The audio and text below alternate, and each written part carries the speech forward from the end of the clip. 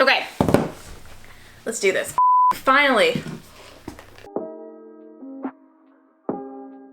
Today I pulled a bunch of questions from our Financial Careers, which is a subreddit on Reddit if you don't know.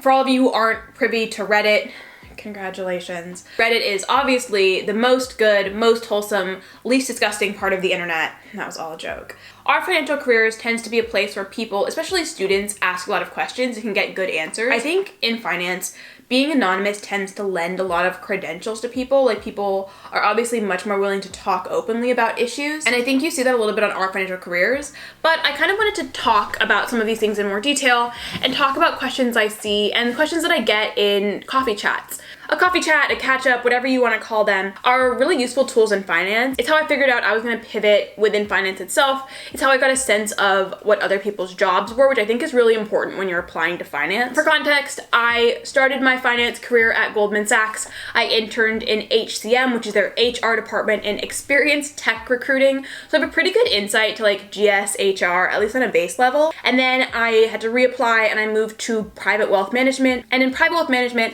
I ended up sitting on a desk called PCG, or the Partners Coverage Group. So I had a lot of face time with very, very senior leaders at GS. And the current firm I work at is an alts firm, which does credit, private equity, real estate, and infrastructure funds. So I have a pretty good sense of like finance and getting into finance and what that looks like. I've blocked out everyone's username, so you shouldn't be able to see them. And I did cut down some of the questions that were more specific that I wanted to talk about more broadly. And with that, we're just gonna jump into some questions. The first question is, what are some things you wish you knew before you started working? I pulled all these and I'm still like, wow, so deep. I wish I knew so many things before I started working in finance.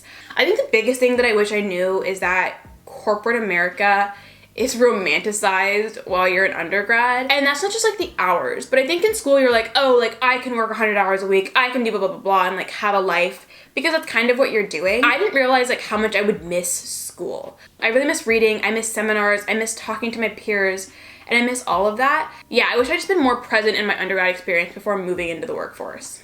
In terms of finance itself, I think I tried to learn a lot of things that would be useful on the desk. And I wish I had known that most stuff you learn in school isn't actually helpful when you start working. Maybe a little bit, especially if you do more like specified, like, oh, I'm learning stocks and bonds or whatever. You learn so much more on the desk and from things like peer-to-peer learning. I think it was also harder for me to understand some of the concepts that I needed to know until I actually started working. For example, I used to trade for a lot of different clients. I used to trade options, etc. And while it's kind of difficult to grasp these concepts, it becomes a lot easier when you're actually working with the market or you're listening to a client trade on the phone. Most stuff that you're gonna need to know on a finance desk, they're gonna teach you while you're there.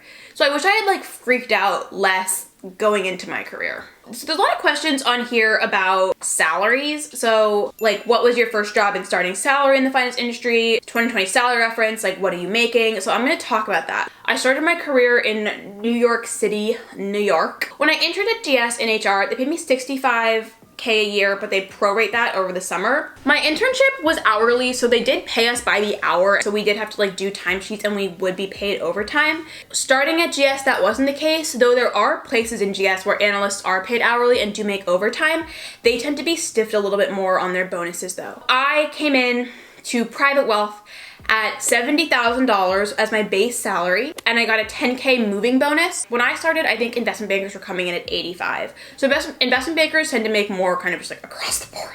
GS bumped us in February, so our first like review and all of that was like more casual, but we got a raise in February. So for my like first like full year of working at Goldman, I would have been paid 95 base and I had a 25K bonus my first year. That was pretty on par, I think, for most of private wealth, though I had friends like in HR also who started at 70 and then only bumped to like 72 or 75 for that first bump. So you do start to see a pretty big difference and like discrepancy as you progress up the chain. Oh, this one says, thank you email after interviews. I know that this is not as important to everybody, but I cannot stress enough that if I don't get a thank you email after an interview, I do not like the candidate. And I know that's petty. If I'm interviewing you, I expect to see a thank you email in my inbox before the next morning. And maybe that's rude and maybe that's mean, but that was what I was taught. and I think that's the right thing to do. I tend to do that after coffee chats as well. So if I meet with someone for the first time, after I'll say, thank you so much, I really enjoyed speaking to you about X, Y, and Z. I look forward to continuing this relationship as we go forward. I think it's always best practice to send a thank you email if you can. So when I interviewed, for example, I actually have a pretty basic thank you email format, which is like, hi, blah, blah, blah. Thank you so much for taking the time to interview me today. I really appreciate the chance to speak to you. So I also take notes during all of my interviews. And so I'll say something specified here. So like thank you so much for the interview. I really enjoyed talking about our cats and blah, blah, blah. If I messed up something during the interview, this is also where I acknowledge it. So if I didn't know something, I would say, I had a really wonderful time meeting you today. Thank you for taking the time to educate me on X, Y, and Z, and I've just bought the book that you mentioned during our interview. Looking forward to reading it. Thank you so much again for your time. Sade. I know a lot of people don't respond to thank you emails, and some people don't care about them. I think that's really weird. I think if you're an interviewer, you should just be like, acknowledged, best, bye, or like, thank you for sending this, appreciate it, wishing you all the best. I just think it's a good gesture to do in general, but they're definitely not required.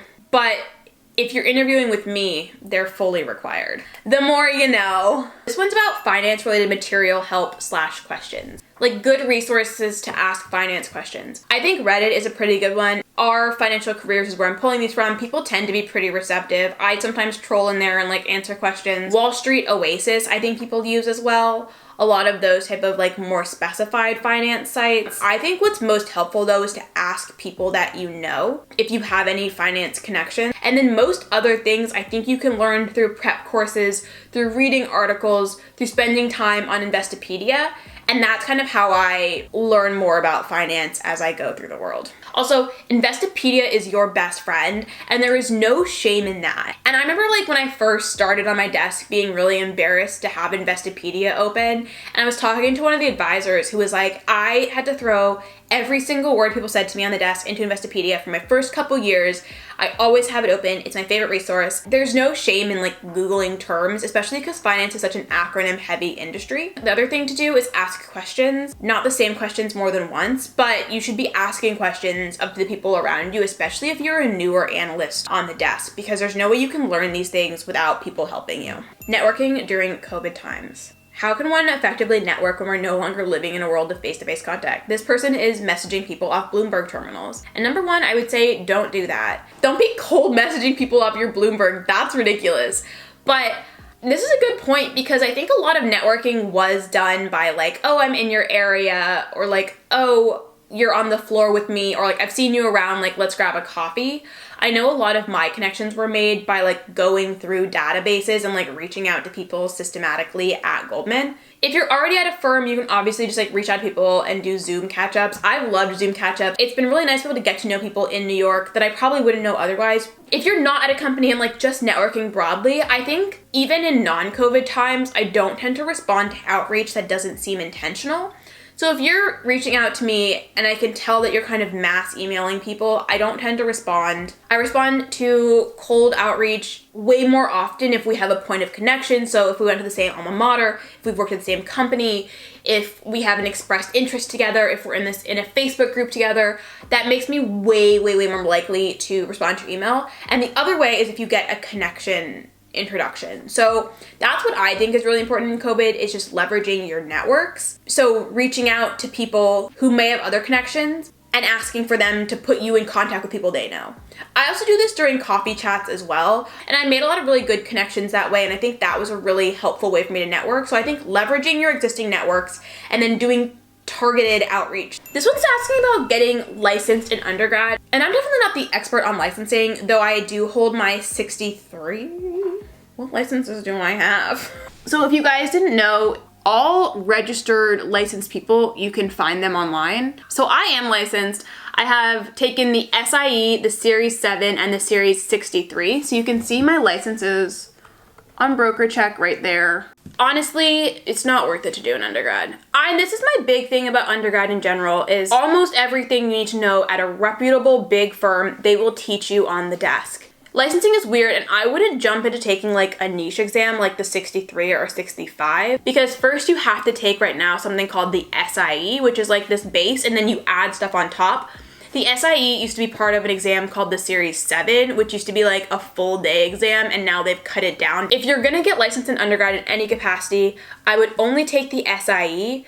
I actually don't think you can take the 7 or 63 without being sponsored by a firm. So if you're gonna start like taking series exams, I wouldn't. But if you're gonna start, just take the SIE and be like, look, I've demonstrated interest in the industry. At most. Since you entered finance, have you noticed any premature aging caused by the high stress and long hours? Yes.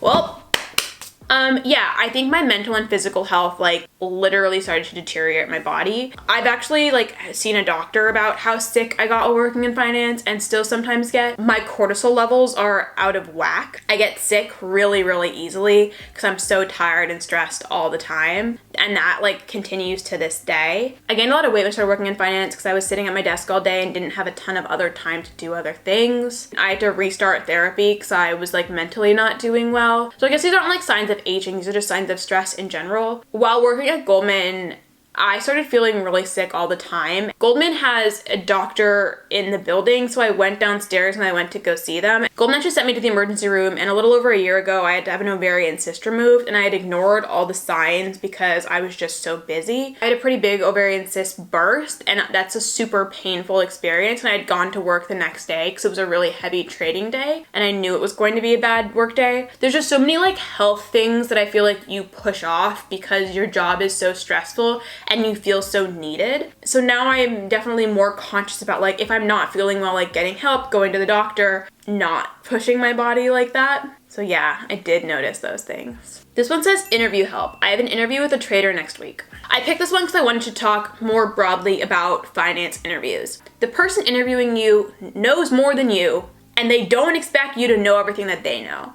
And there are questions that are always going to trip you up and stuff like that. If you're going for a more technical role, obviously you should know how to do all the skills that they require of you. Like you should know how to pitch a stock. You should know how to walk someone through a DCF or whatever the they're going to ask you. But what I do think is really important is that you remember that in the room, you're not the expert. What I mean by this is I feel like when I was first interviewing for things, people would ask me questions that I didn't know, and I would like try to like figure it out on the spot. If someone's asking you a question in the interview, they probably already know the answer, even if you don't. And so something I got a lot more comfortable with doing in finance interviews was sitting there and saying, you know, that's a really great question. Here's my best guess. And I would provide some reasoning as to why I would say that, but I actually don't know. Are you willing to like give me more information or fill me in? I think it's a skill to be able to say like, I don't know the answer to that question. And so obviously it makes sense to be like as technically proficient as you can be, but they know, especially if you're coming out of undergrad or interviewing an undergrad, that you aren't the expert. It's obviously different if you're an experienced hire or something like that,